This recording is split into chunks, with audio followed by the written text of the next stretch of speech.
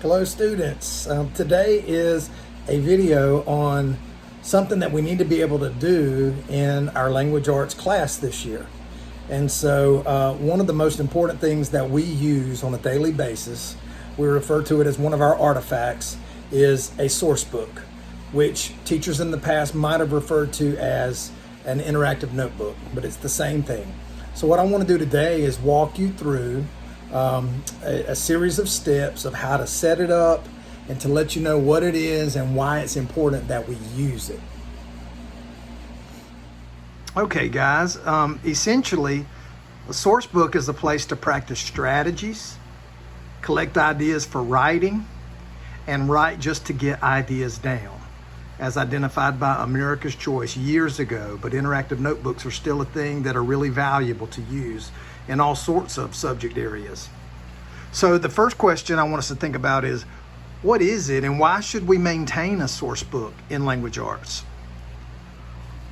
Well, a famous Russian author, Nabokov, not to get too deep, but what he said about good readers and good writers is right here. To be effective readers and convincing writers, in order to capture all the ideas and messages from the writers, readers should pay close attention to details, reread books for several times, and find out meaning and create connections with the writers. And so in our class, we'll be reading To Kill a Mockingbird by Harper Lee, Animal Farm by George Orwell, and Fahrenheit 451 by Ray Bradbury. And so we want to do these things that good readers and good writers do. What is a source book or interactive notebook? Because these things are synonyms.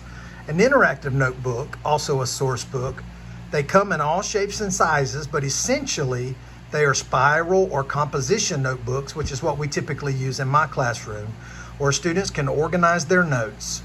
Students now often glue endnotes, sheets, foldables, timelines, vocabulary flaps, and more into their interactive notebooks. So it's something that we put into as well as take out of. So this shows you kind of what they look like. These are entries from the 2019-20 school year with my honors ELA classes. And I house these, the visuals of these entries, on a Padlet wall, so that if you're sick or not able to be with us in person, or if we're doing remote learning online, you'll be able to access these resources to see what should be in my source book for this particular day or this week. These right here, guys, are, I've kept up with all of my source books since I started doing this on a consistent basis back in the 2019 and 2010 school year. So a very important part of this is, how do I set my source book up? Well, it's actually easy, and we want to keep it simple. So step one, select the composition book of your choice. I prefer the marble composition books that we use in all sorts of classes, but I'm flexible if you've got one that you'd rather use. On the outside cover, label your new source book with the following information, basic stuff: your name, the school year, and Turner/class period, whichever period you're with me that day. Step 3, in the bottom right-hand corner of each sheet of paper, number to at least page 25. This will give us room to work for the first few weeks of this year. All right, so we're gonna set up our title page and reserve 8 pages for our table of contents using the following categories. We want to always put our page number, the date of the entry, the description of the entry, and the entry number. So when this is done, this is an example of what it will look like. This is my current source book that I use for the summer, because you know we've been out of school since March 13th for the quarantine due to COVID.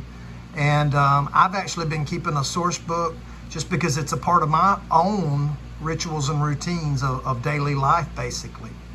So we'll talk more specifically about the categories that we'll use for our entries, because I do teach language arts and journalism, so we have different categories. but you see the basic setup for our table of contents on the first 8 pages right here. So thank you for watching this video, and I'm glad that I could talk to you about our source books. You'll see as we go through this school year that the source books are going to be a very important part of what we do on a daily basis, and they'll really help us get our work done and choosing to work smart and be the best learners that we can be. Thank you.